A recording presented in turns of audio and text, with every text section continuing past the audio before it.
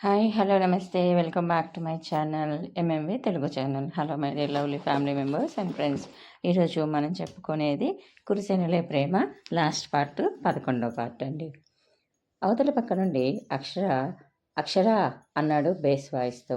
విక్రమ్, ఏదో కుంభ మునిగింది నాది. ఒసేయ్ అక్షర, ఎందుకే నీకు నోటి దూల? ఇప్పుడు ఏ పాయింట్ దొరికిందో ఈయన గారికి అని అనుకుంటూ పరుగున రూమ్లోకి వెళ్ళింది. ఆమె రూమ్లోకి రాగానే డోర్ లాక్ చేసి ఆమెని గోడకి ఆనించి, ఇందాకేమన్నావు అని అన్నాడు. నేనేమన్నాను అన్నది అయోమయంగా. ఏమన్నావో చెప్పు అన్నాడు రెట్టించినట్టు. అబ్బా, మీరు దేని గురించి అడుగుతున్నారో అర్థం కావటం లేదు అని అంది. అందుకు విక్రమ్, అవునా, నేను అర్థమయ్యేలాగా చేస్తాగా అని. లౌక్యతో ఏమన్నా అని అన్నాడు ఇంకా ఆమెకి దగ్గరగా జరిగి. అప్పుడు వెలిగింది మన అక్షరా పాపకి. మాటకి ముందు నా మొగుడు, మాటకి తర్వాత నా మొగుడు అన్న విషయం. ఆ దెబ్బతో ఆమె బుగ్గల్లో కెంపులు పూశాయి. విక్రమ్ ఆమె బ్లౌజుకి చీరకి మధ్య ఉన్న ప్లేస్లో చెయ్యి వెయ్యగానే షాక్ కొట్టినట్టుగా నిలబడిపోయి మిడిగుడ్లు వేసుకొని చూస్తూ ఉంది అక్షర. చెప్పు అని అన్నాడు ఆ చేతిని ఇంకొంచెం ముందుకి తీసుకువెళ్తూ హస్కీగా. అందుకు అక్షర మెలికలు తిరుగుతూ అతని చేతి మీద తన చేతిని వేసి అతని చెయ్యి కదలకుండా చెయ్యాలి అని చూస్తూ ఉంటే, ఉన్నమాటే చెప్పాను సింహగారు అన్నది. అదే, ఆ ఉన్నమాటే ఇంకోసారి చెప్పు. చెప్పలేదంటే నేను ఇలా చేయటం నీకు ఇష్టమే అని భావించి ఇంకా కొంచెం ముందుకు వెళ్తాను అని అంటూ ఆమె 2 చేతుల్ని పైకి లేపి తన ఒక చేత్తో పట్టుకొని, ఇప్పుడు ఇంకా కనుల విందుగా ఉందో, ఇక చెప్పకు, నేను అడగను అన్నాడు ఇంకొంచెం ముందుకు జరుగుతూ. అది అది చూసి నా మొగుడన్నాను అని టక్కన చెప్పి అతని చేతుల్లో నుండి ఆమె చేతుల్ని విడిపించుకొని బయటికి పరిగెట్టపోయింది. ఆమెని తలుపుని సమీపించేలోపు ఆమెని వెనుక నుండి హక్ చేసుకొని, ఎక్కడికి తప్పించుకుంటున్నావు అని అడిగాడు. వద్దలండి విక్రమ్, కింద పెద్దవాళ్ళు ఉన్నారు, బాగోదు అని అంది. అక్కడెవ్వరూ ఉండరు, ఈ పాటికి అందరూ వెళ్ళిపోయి ఉంటారు గదుల్లోకి అని అంటూ ఆమెని అలానే పొదిమి పట్టుకొని మంచం మీద కూర్చుంటూ ఆమెని తన ఒడిలో కూర్చోబెట్టుకున్నాడు అతను. అతని చేష్టలకి ఉక్కిరి బిక్కిరి అవుతూనే, వదలండి విక్రమ్ అని అంది. ఎందుకు అని అన్నాడు. అదేంటి, ఎందుకేమిటి, ఇంకా మనకు చేయవలసిన కార్యక్రమాలు చాలా ఉన్నాయి కదా, అంతకుముందు ఇలా ఉండటం తప్పు కదా అని అంది అమాయకంగా. అవునా, అలా అని ఎవరు చెప్పారు నీకు అని అన్నాడు మాటలు పొడిగిస్తూ. అబ్బా, మీకేం తెలియదు, ఇవి అన్నీ పెద్దోళ్ళు చెప్తారు, మీరు మగపిల్లలు కదా, మీకు డాడీలు చెప్పాలి అని అంది. చెప్తారా, అలా చెప్తారని నీకెలా తెలుసు, నువ్వు ఆడపిల్లవి కదా అని అన్నాడు అమాయకంగా ముఖం పెట్టి. అందుకు అక్షర, ఎవరు చెప్తారు, నేనే అలా అనుకున్నా అని అంది పెద్ద తెలివితేటలు ఉండి రీసెర్చ్ చేసి చెప్తున్నట్టు. ఆమె ఫీలింగ్స్ అన్నీ ఎంజాయ్ చేస్తూ, అవునా, నీకు ఇలాంటి ఆలోచనలు కూడా వస్తాయా అని అన్నాడు. హా, ఎందుకు రావు, ఆడపిల్లలు ఎలా ఉండాలో అందరూ చెప్పినట్టు మగపిల్లలు ఎలా ఉండాలో మరి ఇంట్లో తాతలు తండ్రులే కదా చెప్పాలి అని అంది కళ్ళు టపటపా ఆర్పుతూ. అందుకు విక్రమ్ సీరియస్గా ముఖం పెట్టి, మరీ ఆ విషయాల గురించి కూడా ఆలోచిస్తారా మీరు అన్నాడు. ఏ విషయాలు అంది డౌట్గా ఫేస్ పెట్టి. అదే, ఆ ఏ విషయాల గురించి అని అన్నాడు. ఆ ఏ విషయాలు అంటే అని అంది. అదే, ఆ ఏ విషయాలు అని కన్నుకొట్టాడు. ఒక్క సెకండ్ తర్వాత అతను ఏమడుగుతున్నాడో అర్థమై, చి, మీరు మరీ బ్యాడ్ బాయ్లా మాట్లాడుతున్నారు అని అంది మూతి ముడుస్తూ. ఆహా, నీకు ఏం తెలియకపోతే నేను బ్యాడ్ బాయ్నని ఎలా తెలుస్తుంది అని పెదవుల మధ్య నవ్వుని దాస్తూ అన్నాడు. అతని నవ్వును పసిగట్టిన అక్షర, నేను వెళ్ళిపోతాను వదలండి అని అన్నది. నువ్వు వెళ్ళిపోయావనుకో, నేను బయటకొచ్చి నువ్వే నన్ను హక్ చేసుకొని కిస్ చేసినట్టు యాక్ట్ చేస్తాను. బయట అందరి ముందు అని అన్నాడు. అది విని హా అని అలా ఎలా చేస్తారు అని అంది. ఎలా చేస్తానో చెప్తాను వెళ్ళు అని అన్నాడు ఆమెను వదిలేసి. అక్షరాకి ఏం చేయాలో తెలియలేదు. అంతలో విక్రమ్ సడన్గా అక్షరాన్ని పక్కన పెట్టి, అక్షర ఆ ఫైల్ అందుకోమంటే ఏం చేస్తున్నావు అని అంటూ తన ల్యాప్టాప్ ముందు కూర్చొని సీరియస్గా ఏదో వర్క్ చేసుకుంటున్నట్టు సీరియస్గా ల్యాప్టాప్లోకి చూస్తున్నాడు. ఇదేంటి ఇప్పటిదాకా ఇలా ఉన్నాడు, అంతలోకి ఎలా మాట్లాడుతున్నాడు అని అనుకుంటూ ఉన్న అక్షరాకి అప్పుడే వదినా అంటూ సిరి తలుపులు తెరుచుకొని వచ్చి వాళ్ళ అన్నయ్య వర్క్ చేసుకోవటం, అక్షరని ఫైల్ అడగటం చూసి అన్నయ్య నిజంగానే వర్క్ చేసుకుంటున్నాడే, నేనే ఏదో అనుకున్నానే అని అనుకుంటూ అన్నయ్య ఇప్పుడు వర్క్ అవసరమా, అందరం కిందున్నాం కదా, మీరు రండి అంటూ వదినని తీసుకువెళ్ళనా అని అడిగింది. హా తీసుకెళ్ళు, నేను వర్క్ కంప్లీట్ చేసి వస్తాను కిందకి అని చెప్పి వెళ్ళు అక్షర కిందకి అంటా అన్నాడు పెదవుల మధ్య నవ్వుని దాచుకుంటూ. అది కాక కిందకి అన్న అక్షరాన్ని ఒత్తి పలుకుతూ. అదే చూసిన అక్షర అబ్బా ఈ దొంగ చచ్చినోడు చూడు నన్ను ఎలా ఎరుకుని పెడుతున్నాడు, ఇప్పుడు వెళ్ళినా నన్నే అంటాడు, వెళ్ళకున్నా నన్నే అంటాడు, అందరిలో సిగ్గుపడే బదులు ఈయన వద్ద సిగ్గుపడటం నయంలే అనుకొని, లేదు సిరి మీ అన్నయ్యకి వర్క్ ఎక్కువగా ఉంది, ఇల్లు ఆఫీసు అని కాకుండా ఆయనకి చేదోడు వాదోడుగా ఉండాలి కదా, నేను ఇప్పుడు పెళ్ళైనంత మాత్రాన నేనేం కష్టపడటం లేదు కదా, పని అయిపోగానే వచ్చేస్తా, కావాలంటే డోర్ ఓపెన్ చేసుకునే వెళ్ళి అని అంది అక్షర గబగబా. ఆమె కంగారు చూసి విక్రమ్ తనలోనే తాను నవ్వుకున్నాడు. సిరి అయోమయంగా చూస్తూ వదినా ఎందుకు నీకు ఆ కంగారు అని అడిగి, సరేలే నేను వెళ్తున్నా, మీరు పని అయ్యాకనే రండి అని అన్నయ్య వర్క్ చేసుకునేటప్పుడు డిస్టర్బ్ కాకుండా తలుపులు వేసుకుంటాడు, సో నేను తలుపుల దగ్గరికి వేసే వెళ్తాను అని అంటూ తలుపుల దగ్గరగా వేసి వెళ్ళింది. సిరి అలా వెళ్ళగానే చటుక్కున విక్రమ్ అక్షర దగ్గరకు వచ్చి వెళ్ళమంటే వెళ్ళలేదే అని అడిగాడు కన్ను కొడుతూ. అందుకు అక్షర అతని గుండెల మీద సుతిమెత్తగా కొడుతూ, మీరు నన్ను భలే ఇబ్బంది పడుతున్నారు, అసలు నేనేం చేశాను మిమ్మల్ని అని అంటూ బొంగుమూత పెట్టింది. ఆమె అలా గారంగా తన మీద హక్కును ప్రదర్శిస్తూ తనని సుతిమెత్తగా కొడుతూ ఉన్న ఆమె చేతుల్ని పట్టుకొని, అంత కష్టంగా ఉంటే వెళ్ళిపోవచ్చు కదా అని అన్నాడు అలిగినట్టుగా ముఖం పెట్టి.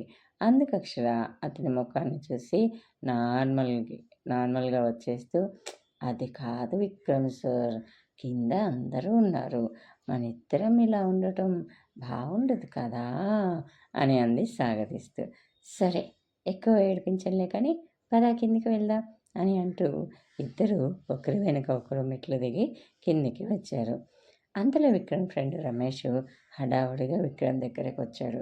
బాబా నీకు విషయం చెప్పాలి అని అంటూ చుట్టూ చూసి, అయ్యా సారీ అందరూ ఉన్నారని చూసుకోలేదు, బాబా బయటికి వెళ్దామా అని అంటూ ఒక్కసారిగా అక్షరాన్ని చూసి ఆగిపోయాడు. అది చూసిన విక్రమ్ ఏంట్రా ఆగిపోయావు అని అడిగాడు చిన్నగా నవ్వుతూ.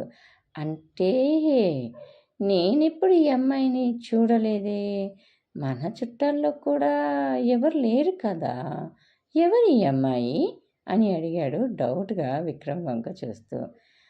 నన్ను బావా అని పిలిచావు కదరా, మరి బావా అని పిలిస్తే తను నీకు చెల్లెలే, మీ చెల్లెలు అని అన్నాడు నవ్వుతూ విక్రమ్.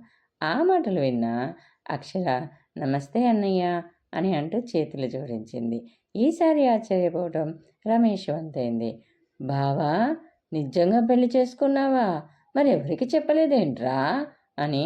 ఒరే నువ్వు మా అందరినీ వద్దనుకున్నావు కానీ మేమెవరం నిన్ను వద్దనుకోలేదు కదరా అని అంటూ, సరే సరే ఆ విషయాలన్నీ తర్వాత మాట్లాడుకుందాం, కొంచెం అర్జెంట్ పని ఉంది అని అంటూ విక్రమ్ని తీసుకెళ్ళొచ్చు బామ్మ అని అడిగాడు అక్కడే ఉన్న భువనేశ్వరి గారిని చూస్తూ. అందుకు భువనేశ్వరి గారు, ఇప్పుడు అంత అర్జెంట్ పని ఏమొచ్చిందిరా కొంపలు మునిగేటట్టు వాడితోటి మీకు అని అడిగారు. అది అది అంటూ నానుస్తూ చెప్పాలా వద్దా అన్నట్టు అందరి వైపు ఇబ్బందిగా చూస్తూ, బామ్మ ఇప్పుడిక్కడ అవసరమా?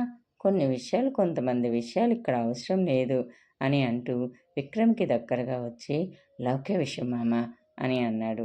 అక్కడే పక్కనే ఉన్న సిరి ఆ మాటలు విని రమేష్ నెత్తి మీద ఒక్కటి కొట్టి, లౌక్య పాప ఇప్పుడే వచ్చెళ్ళిందిరా అని అంది గట్టిగా. ఓసి దీనమ్మ, దీనికి నోరే ఊరుకోదు అని పైకి అనేసి తర్వాత నాలుగు కరుచుకొని సారీ అని అన్నాడు. సిరికి రమేష్ అంటే ఇష్టం, రమేష్కి సిరి అంటే కూడా ఇష్టం. కానీ వాళ్ళిద్దరూ ఎప్పుడూ ఒకళ్ళకొకళ్ళు చెప్పుకోలేదు. అన్ని పరిస్థితులు చక్కబడినాక అప్పుడు విక్రమ్ని అడిగి విక్రమ్ పర్మిషన్ ఇచ్చాక అప్పుడు సిరికి చెప్పి సిరిని పెళ్లి చేసుకోవాలి అని అనుకున్నాడే కానీ రమేష్ ముందే చెప్పి ఇబ్బంది పెట్టాలి అనుకోలేదు. అలానే సిరి కూడా విక్రమ్ చుట్టూ ఉన్న సమస్యలు తీరిపోయాక తన పెళ్లి ప్రయత్నాలు మొదలుపెట్టినప్పుడు రమేష్ని ఇష్టప ఇష్టపడుతున్నాను అని చెప్పి అన్నయ్యతో చెప్పి పెళ్లి చేసుకుందామని ఆమె కూడా సైలెంట్గానే ఉంది. కానీ ఇద్దరు కలిసినప్పుడు మాత్రం ఫ్రెండ్స్ లాగానే మాట్లాడుకుంటారు. ఇక అందరూ అతని ఎందుకు వచ్చాడో తెలుసుకున్న తర్వాత లౌక్య విషయం అయితే ఇక్కడే చెప్పారా, అక్షరకి కూడా దాని విషయం తెలుసులే అని అన్నారు భువనేశ్వరి గారు.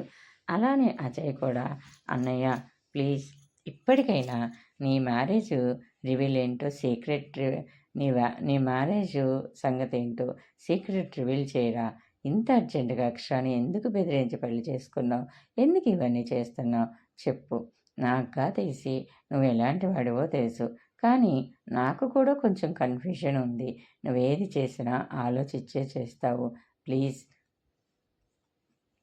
అందరికీ ఆ విషయం ఏంటో చెప్పేసేయ్ అని అడిగాడు బ్రతిమాలుతున్నట్టుగా. అందుకు విక్రమ్ ఇక దాచడానికి ఏమీ లేదు అన్నట్టు చెప్పటం స్టార్ట్ చేశాడు. మొదట్లో లౌక్య నన్ను ప్రేమించింది అనుకున్నా, కానీ అది నన్ను చూసి కాదు, నా స్థానాన్ని చూసి. అంటే నాన్నగారు బిజినెస్లో నెంబర్ 1 ప్లేస్లో ఉన్నారు కాబట్టి నాన్నగారితోటి అండ్ మన ఇంట్లో విషయాలు తెలుసుకోవడానికి నన్ను పావుగా ఉపయోగించుకుంది. ఆ అమ్మాయికి వాళ్ళ నాన్న అంటే పిచ్చి ప్రేమ, ఎప్పుడు వాళ్ళ నాన్న నెంబర్ 1 ప్లేస్లో ఉండాలని ఆశ. అలానే అతను కూడా నెంబర్ 1 ప్లేస్కి రావడానికి తన కూతురు సాయం చేస్తానంటే అది ఎలాంటి సాయం అయినా కానీ తీసుకునేవాడే. అరే ఆడపిల్ల, దీనితో ఇలాంటి పనులు చేపించకూడదే అనే బుద్ధి జ్ఞానం అతనికి ఏమీ లేదు.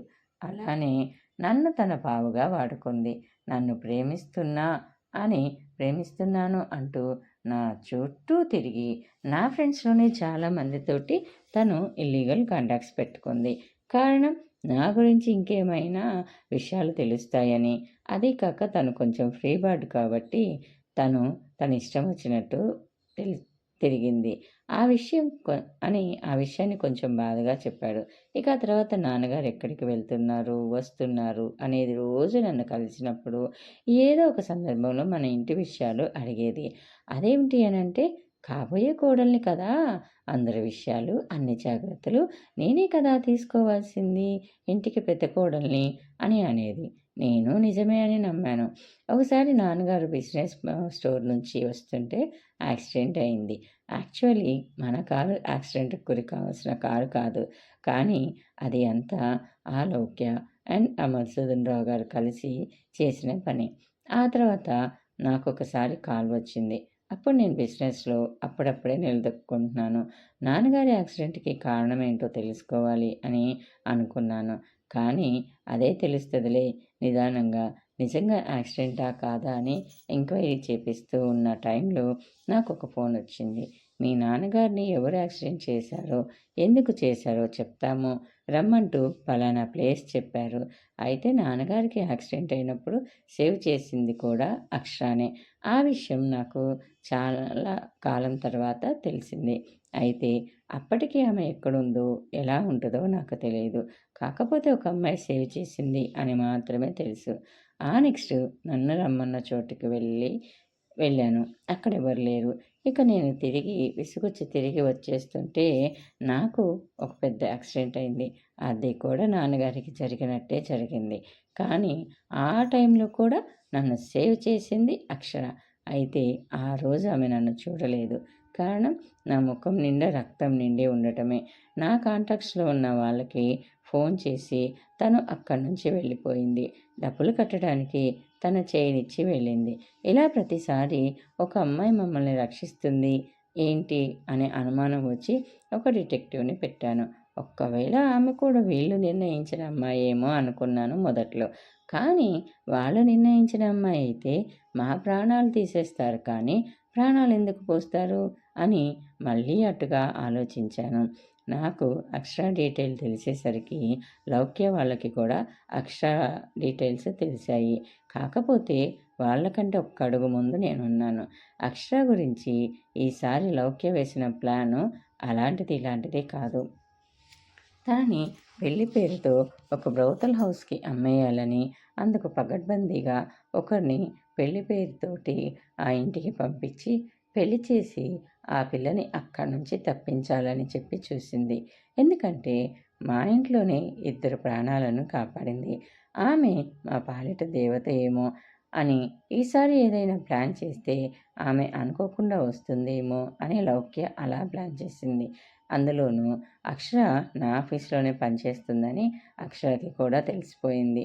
మా వల్ల అభంశుభం తెలియని అమ్మాయి జీవితం పాడవుతుందని, ఇవన్నీ ఆమెకి చెప్పినా కట్టుకథలను కొట్టేస్తుందని, అందుకే ఆమె మీద కోపం ఉన్నట్టు నటిస్తూ ఆమెని పెళ్ళికి ఒప్పించాను అని, అది కూడా 1 ఇయర్ కాంట్రాక్ట్ అని ఏవేవో చెప్పి ఆమెను ఒప్పించాను.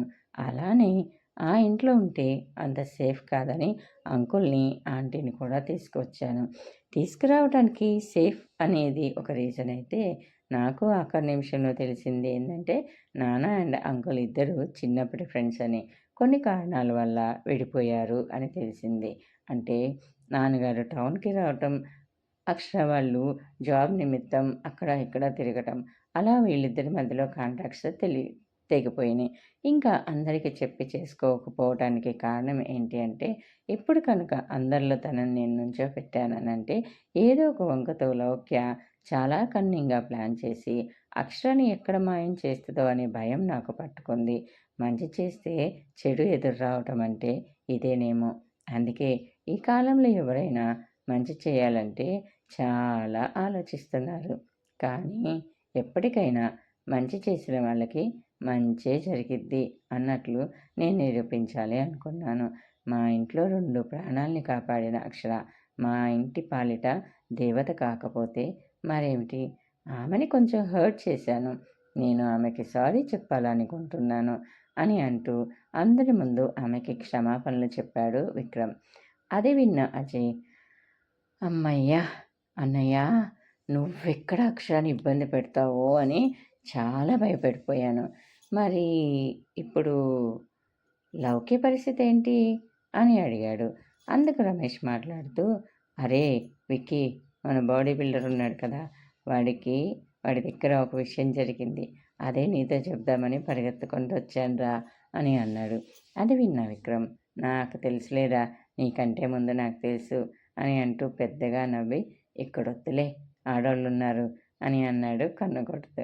సిరి మాత్రం, పర్వాలేదు, చెప్పండి చెప్పండి, మేం కూడా వినాలి. అసలు అలాంటి వాళ్ళు ఏం చేస్తారో మేం కూడా వినాలి అని ఉంది అని అంది కుతుత్సాహంగా. అందుకు విక్రమ్, సిరి, నువ్వు వినే మాటలు కాదు, కొంచెం ఇబ్బందిగా ఉంటాయి అని అంటే, అబ్బో, ఇప్పుడు కొరియన్ డ్రామాలు, కొరియన్ సీరియల్స్లో వచ్చేయన్నీ అలాంటివేలే. ఇప్పుడు ఎవరన్నయ్య చిన్నపిల్లల దగ్గర నుంచి పెద్దవాళ్ళ దాకా అలాంటివే చూస్తున్నారు. అలాంటి సీరియల్స్, అలాంటి సినిమాలంటేనే ఇష్టపడుతున్నారు. నార్మల్గా చెప్పే వాళ్ళని ఎవరు ఇష్టపడట్లేదు అని అంది. ఇప్పుడు అందరూ అని అంది. అక్షరకి కూడా వినాలనే ఉంది. కానీ ఎబ్బెట్టైన విషయాలైతే ఇంతమంది మగవాళ్ళ మధ్యలో వినటం కొంచెం కష్టంగా అనేసి ఏం మాట్లాడకుండా విక్రమ్ వైపు అలానే చూస్తుంది. నా కోసం ఈ మనిషి ఇంత చేశాడా? నా కోసం ఈ మనిషి ఇంత ఆలోచించాడా?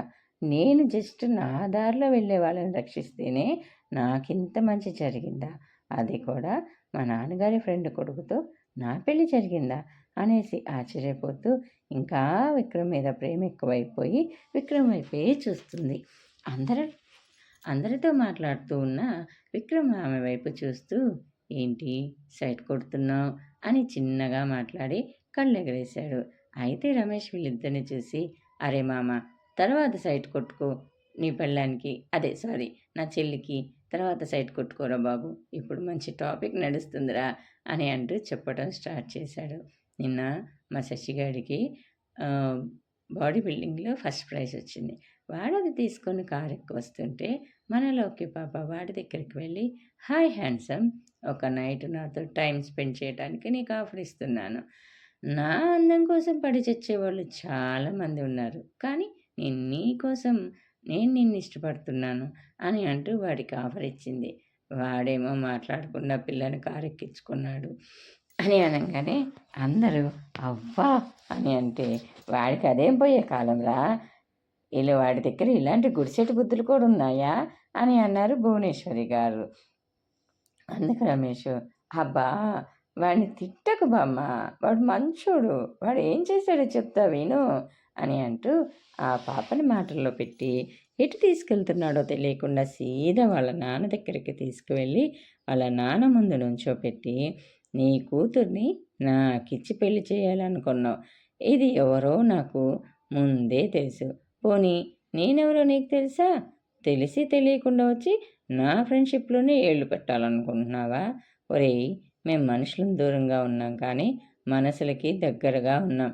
ఇది నా ఫ్రెండ్తో తిరిగేటప్పుడే నా ఫ్రెండ్కి చెప్పాను, దీంతో జాగ్రత్తరా అని.